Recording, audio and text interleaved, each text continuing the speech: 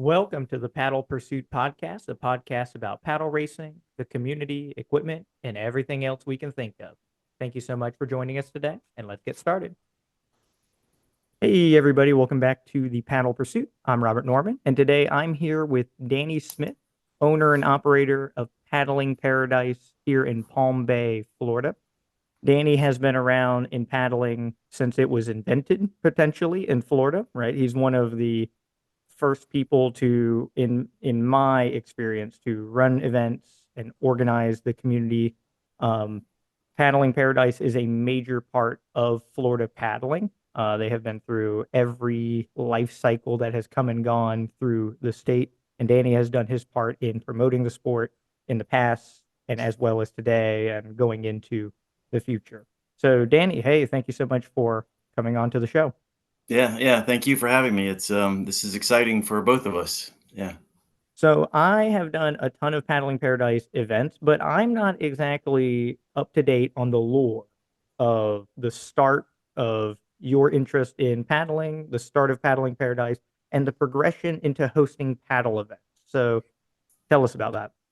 Yeah. So we're probably as we sit here, we're probably 11 years old. Paddling Paradise is 11 years old. I founded it in 2013, in January, right around Surf Expo, which happens to be this week. So um, I had it in my brain in September of 2012. Started paddling a little bit before that, and I had done running events.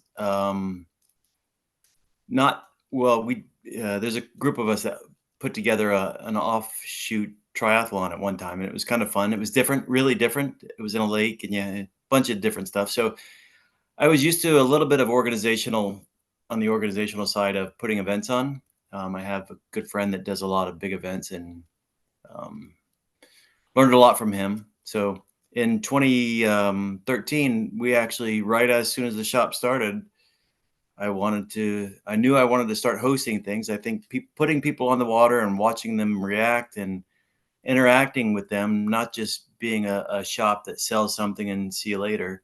Um, I wanted to really interact with with the customer base. And it was relatively new, um,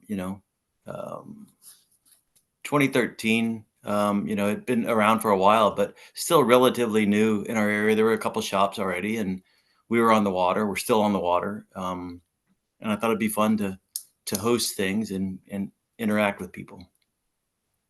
So with hosting events, I would have to go through and outside of the FCPA, which has been in existence for like 50 years doing canoe races, you are Yeah. likely at the top of the number of events that have been organized by the Mm. same individual, right? Because people have come and gone, organizations have come and gone who have a ton of races, but then they stop, like things in the culture change and they kind of leave the sport, right? So, what have been some of the major like challenges in both running events, or hosting the event, as well as like trying to cater to the audience in an ever changing environment? So we've put on over 100 events over that period of time. It could be, a little Saturday get together, but we do timing. We use a system called Web Score. It's great. It's super easy for timing. So we've done well over 100 events now. Anything from just a straight up paddle event to paddle run events or just running events. Uh, it's it's um it's interesting. Our biggest thing always has been, we want to put on a good event for the athletes. That's it. I mean, the money is the furthest thing from us putting on events. Absolutely. I don't think we probably cover our costs, and that's about it when we put events on, and that's about it. There for us, back in the day, they were raising money from sponsors and things like that. There was a lot of money being thrown around in art and stand up at that time. I mean, a lot of money, for the athletes and for people hosting events. But really, it has never been about the money for us. It's about making a good event for the athletes. So uh, us trying to get people out there, it's really, again, it's for the athletes trying to get, because we know the bigger the event is, the more fun it is for all the athletes to interact. And whether it's before the event, during the event, or after the event, it's, the more the merrier, is the way we look at it. And that's why initially everything we did was stand up only.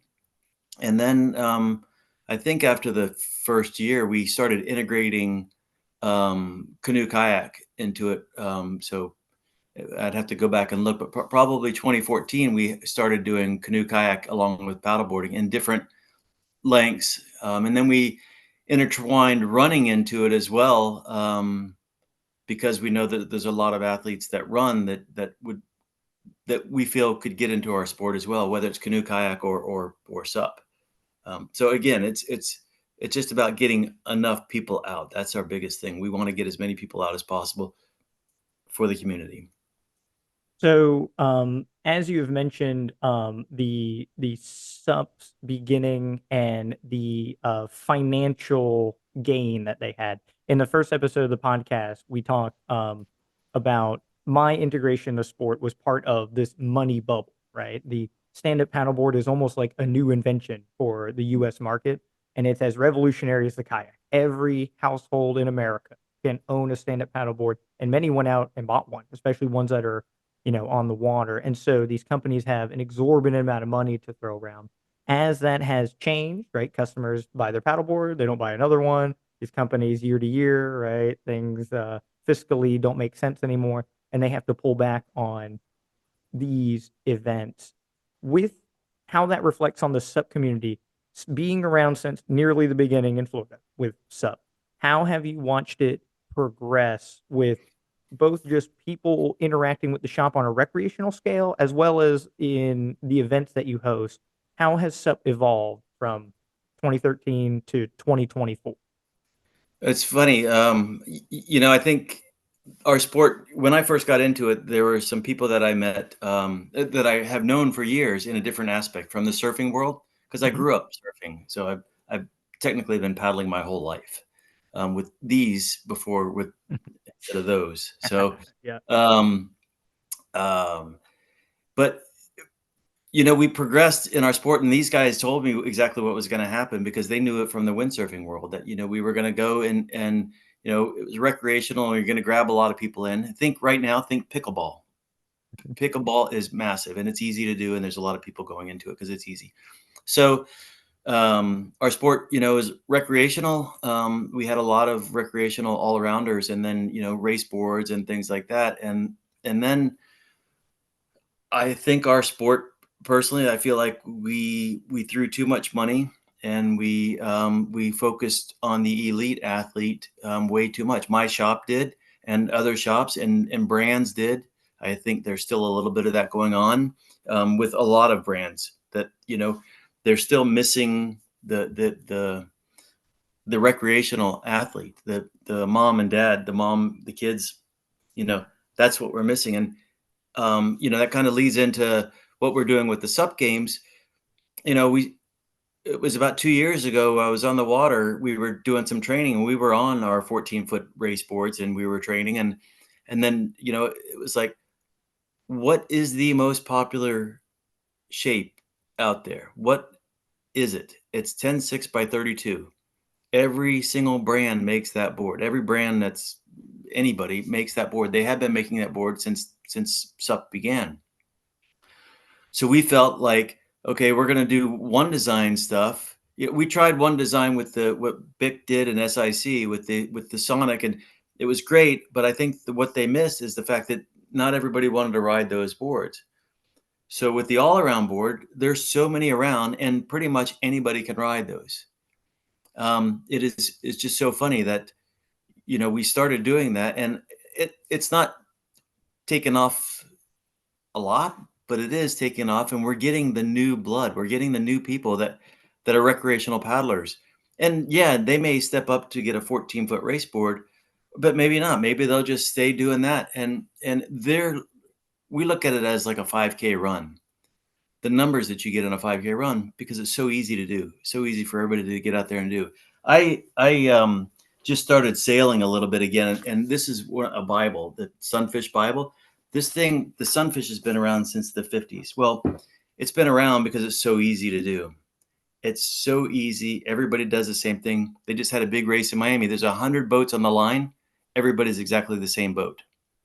They're not the fastest boat in sailing. They're not the funnest boat in sailing, but they're a ton of fun and they have multi-use. And I look at all around the same as that. Whether it's the Sup Games or anything else, that's the way to introduce more people back into our sport, is the all-around board, and then progress on to something else. So I agree that the culture of the sport has always gravitated towards the faster racers, and that inherently means the fastest equipment within the specification, which is the 14-foot board. And then at a certain point, 14-foot board racers for these brands are now the voice of the community, right? And they are very steadfast on the thing that was successful yesterday being successful for tomorrow. Right. And it's a common, pitfall, right? Is even for business. If you do something last year, it might not work for next year. The Sup bubble in its entirety is that selling boards, everybody buys one. Now what do you do? And they couldn't solve that problem, and the bubble popped essentially. When Yep. we were racing at Clearwater in the big OC6s at the Clearwater Sailing Center, we're going south, and there's all of these children, and I forgot the spec of sailboats that they're in, but the Opti, event probably. organizer was saying that it's babies in bathtubs, right? It's an And Optimist. yep, and so, Opti. yep, so they're all out there in this one design, right? And there's a beauty in having a spec, right? And all vessels have a spec. The 14-foot raceboard is a spec. It's just different on the spectrum, right?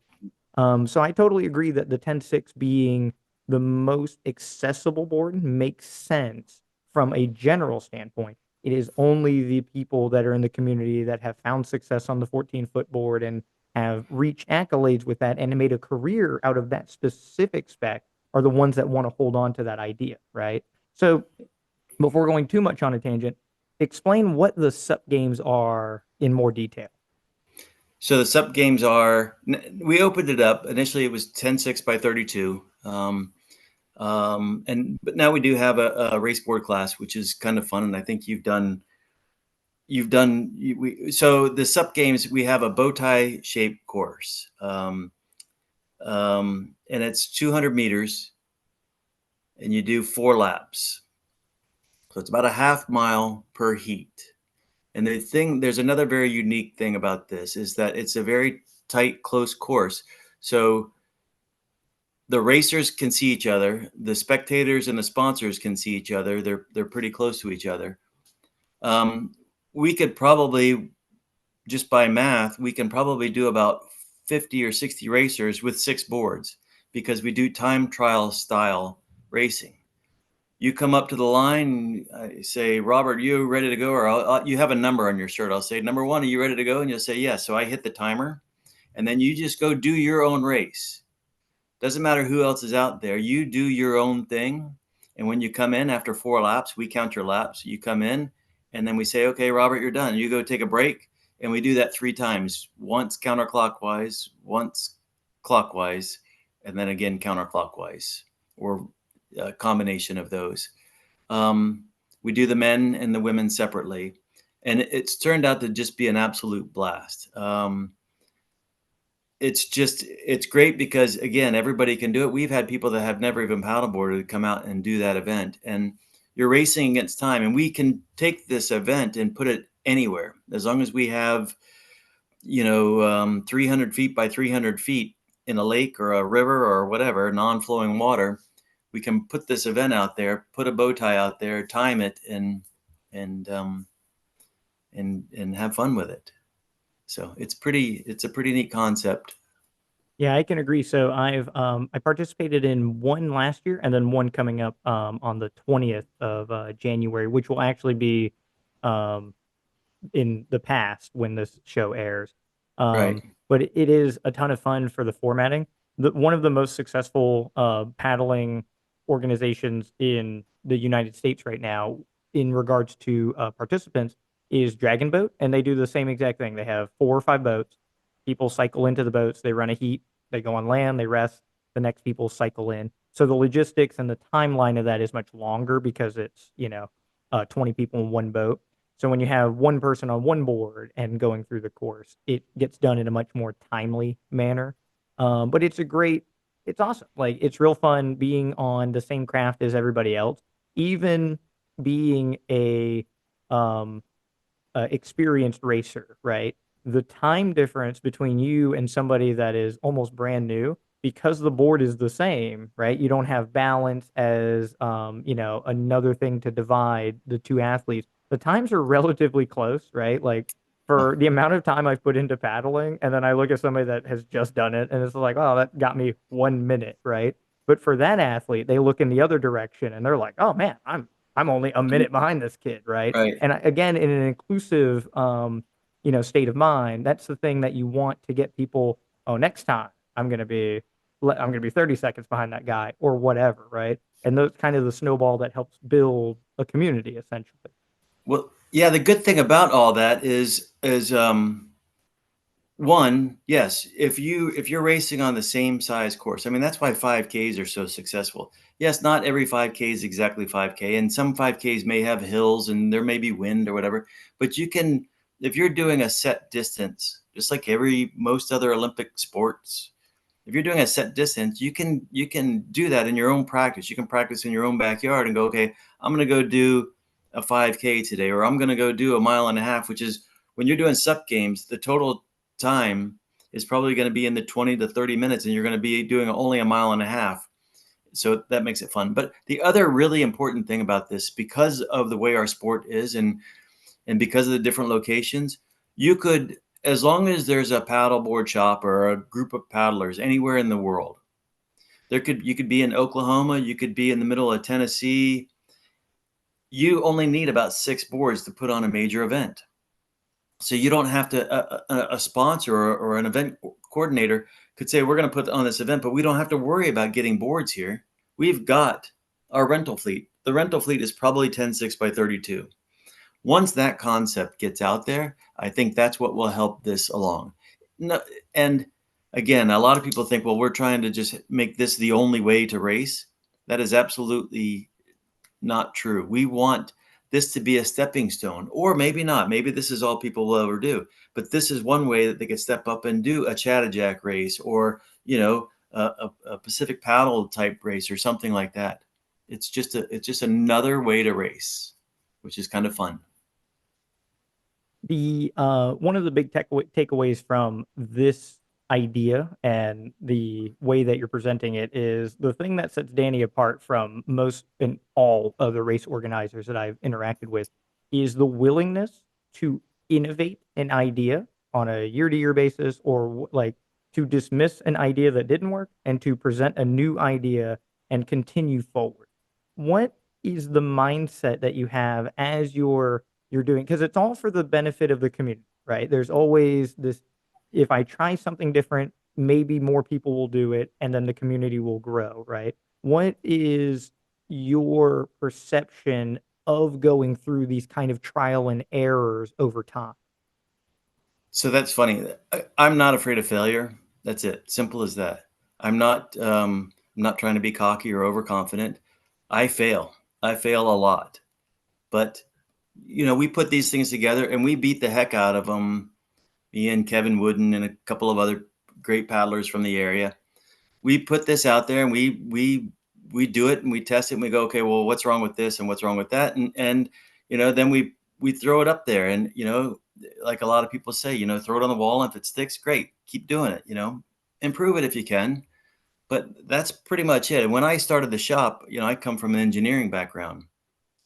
I started paddling. I started the shop because I didn't have room for boards anymore, so I needed a place to put boards. That's why I started the shop. But basically, with this is just it's really thinking about other sports. Thinking about CrossFit and things like this, and how they grow, and what's drawing people to them.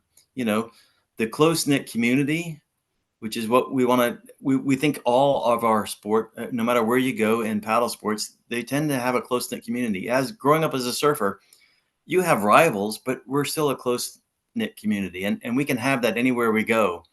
And this really, I've done enough half Ironmans and long distance bike races and things like that, and triathlon.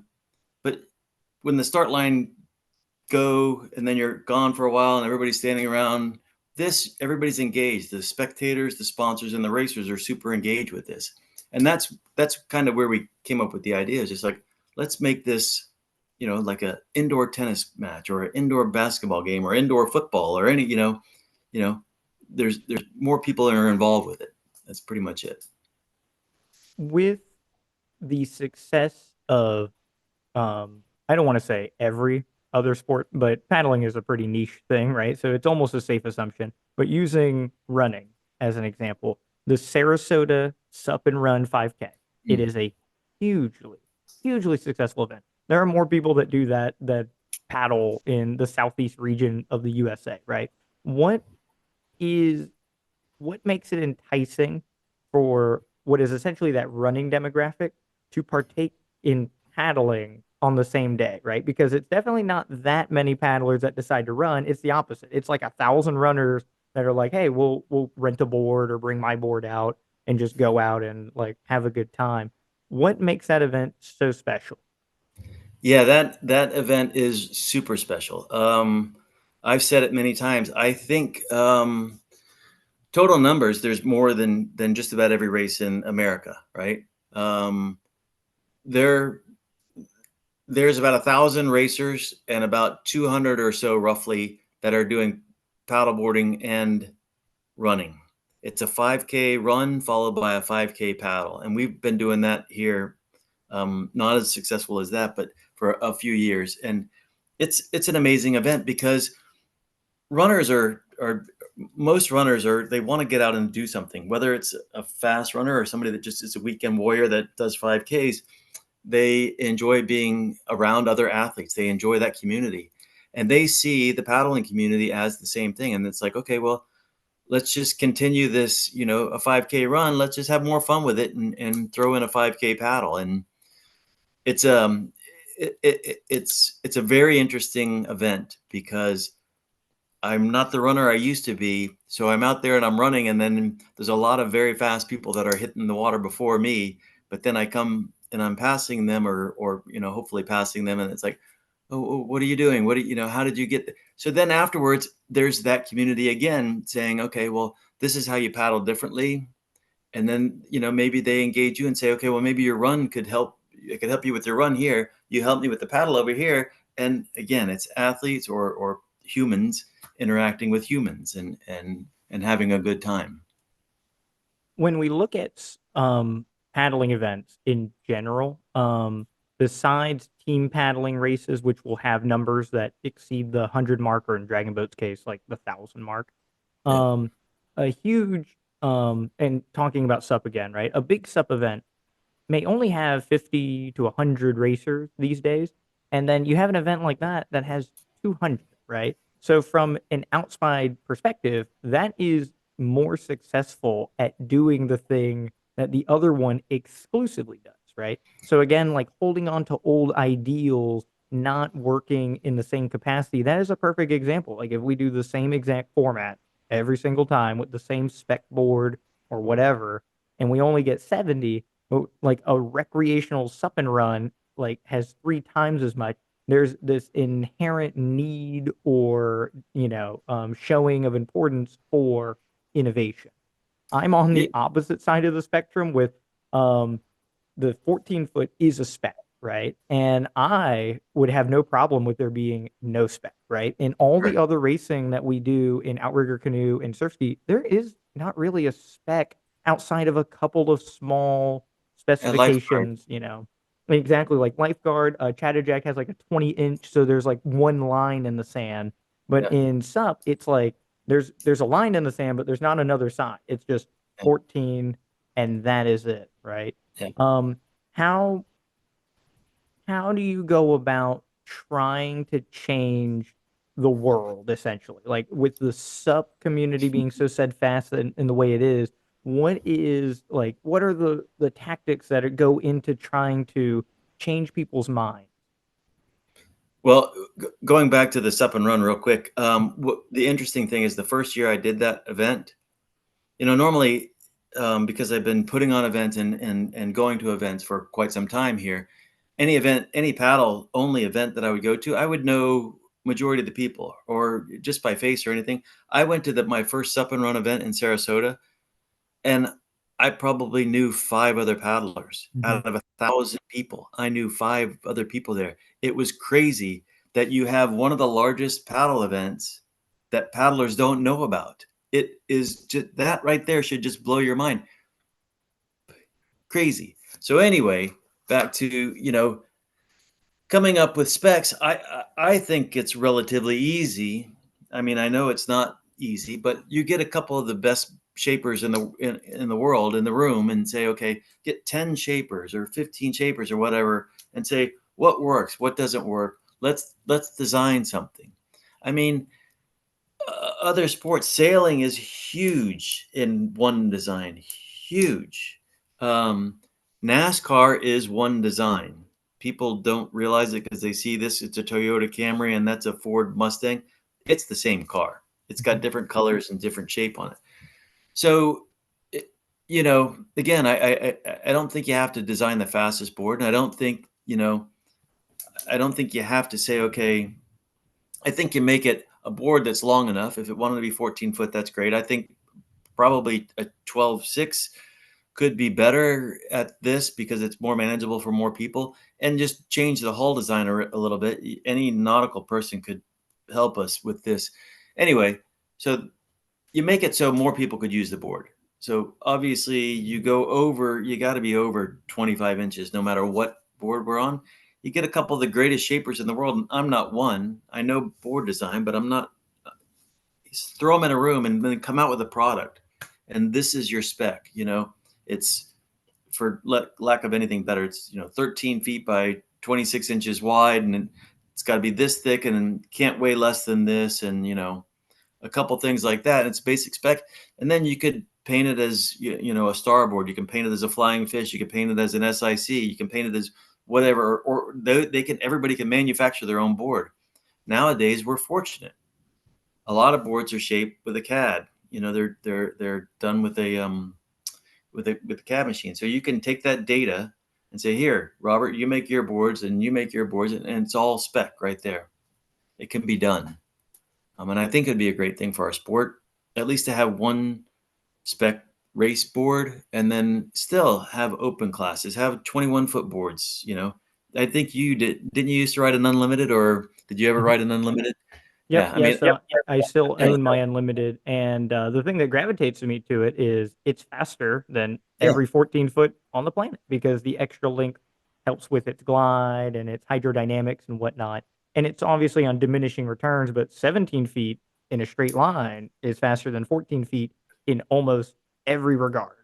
yeah, yeah.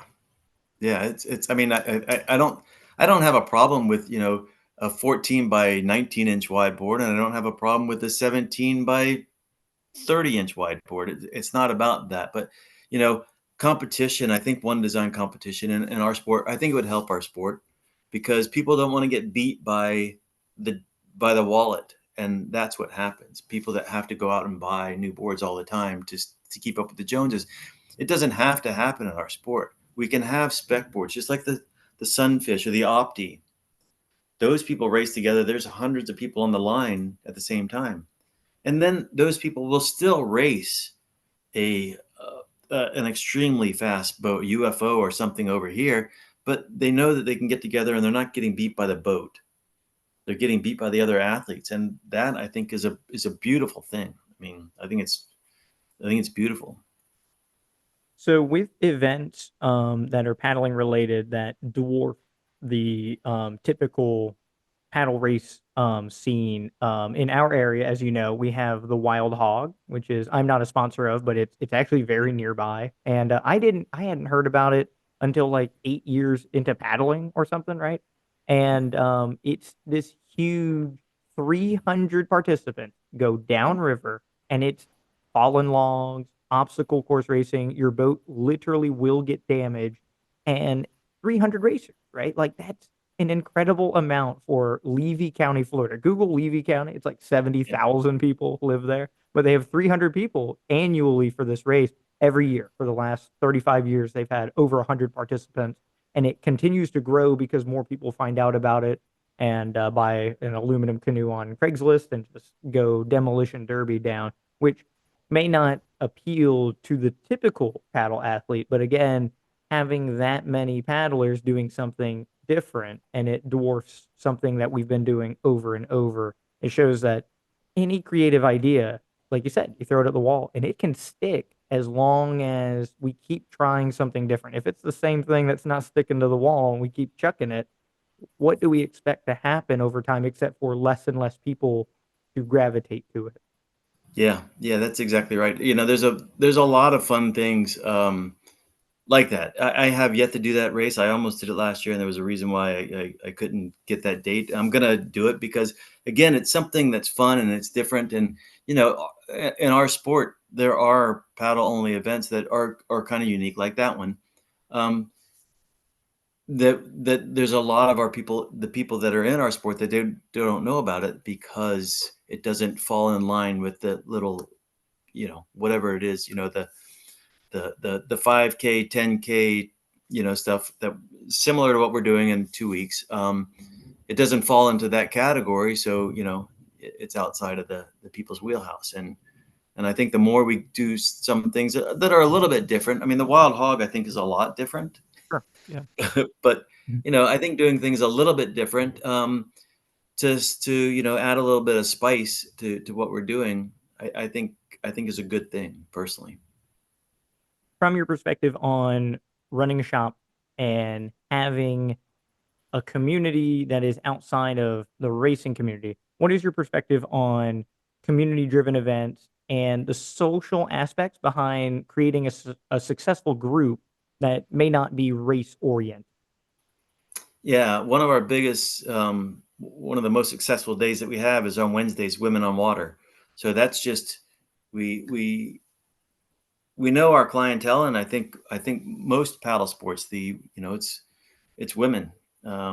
They come out and they drag their boyfriends or their husbands or their kids to these events. But Women on Water for us has just been a huge success, and we actually had Good Morning Orlando came over and did their whole show with our Women on Water one morning. It was great, but most of those women that do that, they are not racers, but they like the community. They like being on the water.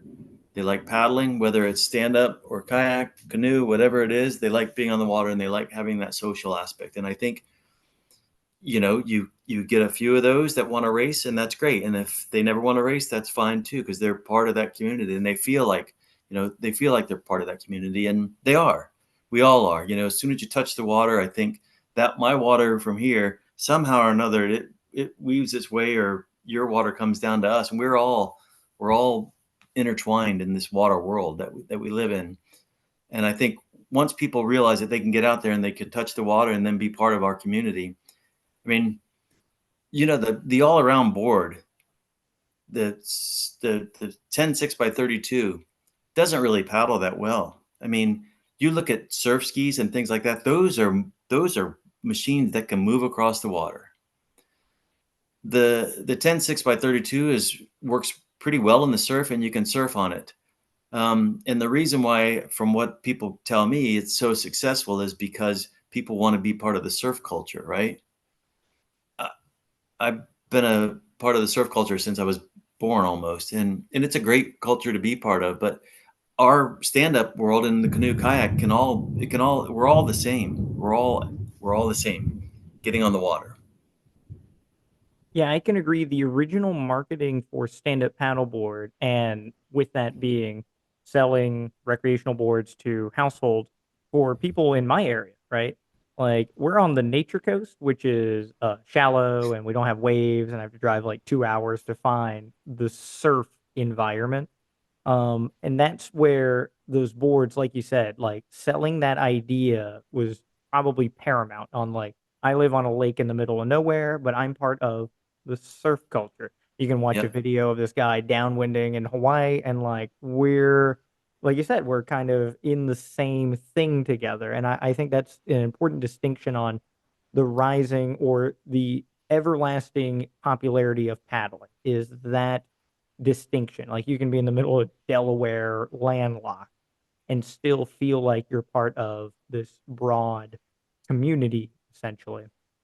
Yes, yep, exactly, 100%. That's exactly it. Yeah, yeah. Is there potentially, so we're speaking theoretical, is there an idea that catches fire in paddling to the point where it revolutionizes the sport a little bit, to the point where it rivals to some degree of something like a triathlon or running? Or is paddling niche in its own way that it turns off the general public where we will never get those numbers no matter the innovation? Do you feel, in your opinion, that there is something that can bring it to that point?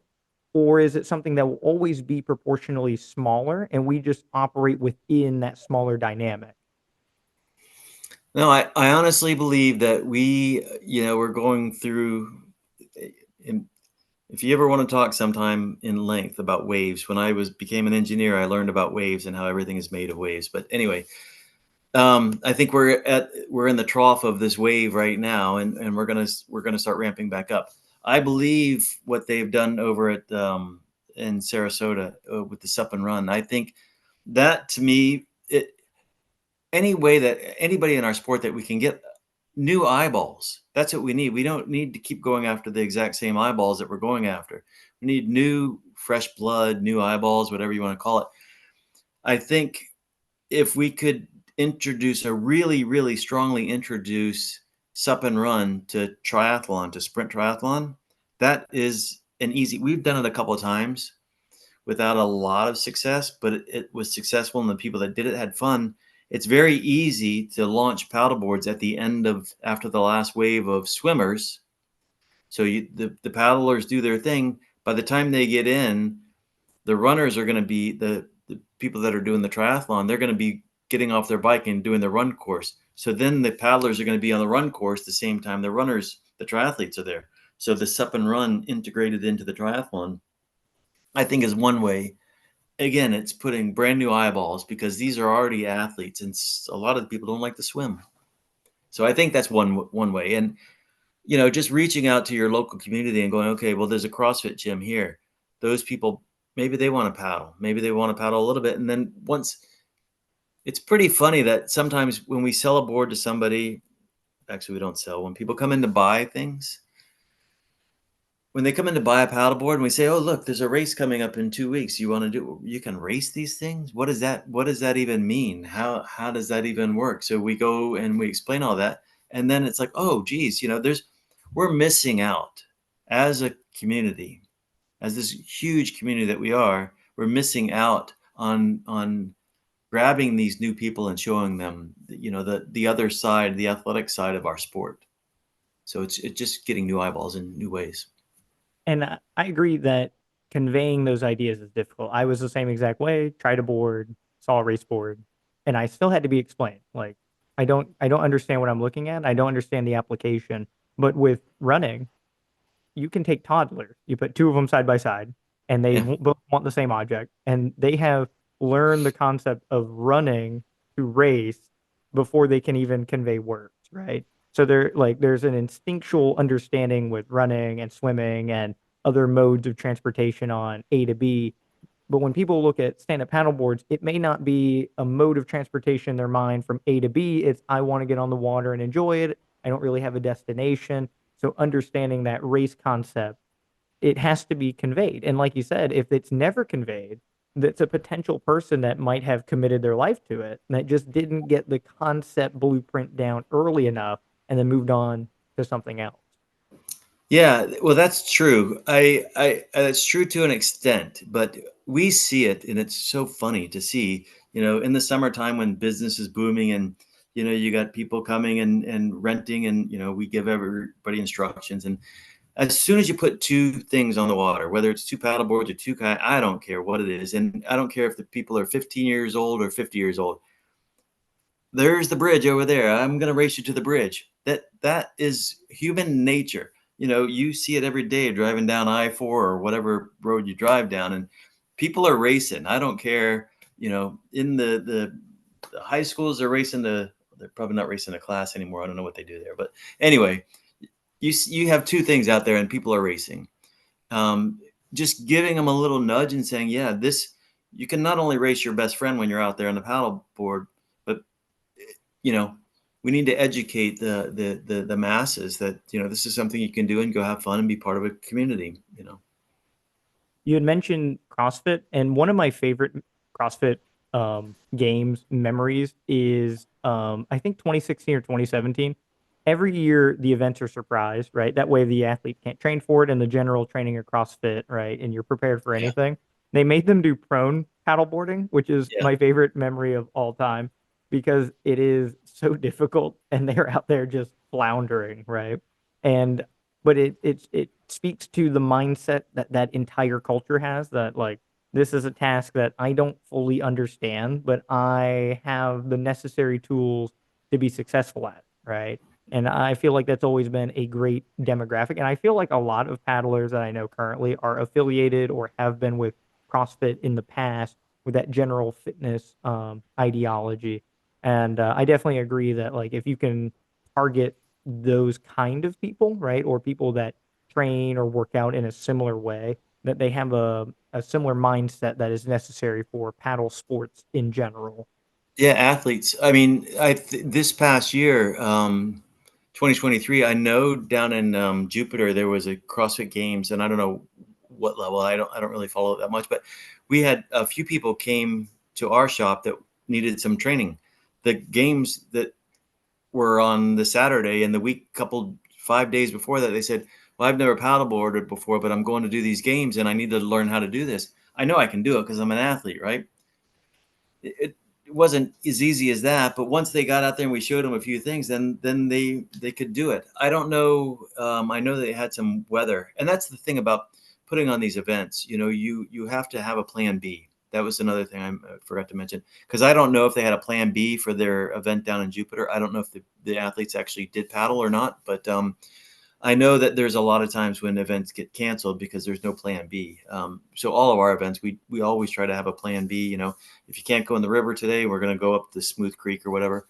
But yeah, it's those athletes. They came and they tried it and they had a blast doing it. But they didn't need to do it anymore. So I think one or two of them have come back. But yeah, CrossFitters, runners, we're targeting athletes that are already athletic. They're already doing stuff, and this can be cross training for them. And then maybe we grab a couple of them, and they want to do more events with us, or maybe not. Maybe they just enjoy paddling forever. Just without the race side of it.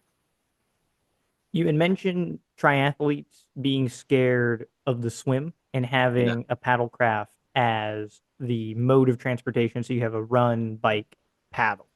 And that's very popular in the Midwest and I believe the Northeast. I would say I know a dozen or more paddlers that are serious racers today, and that's how they started. Was they signed up for a triathlon, and it was like I can run, I can bike, but I haven't kayaked or canoed since high school, right?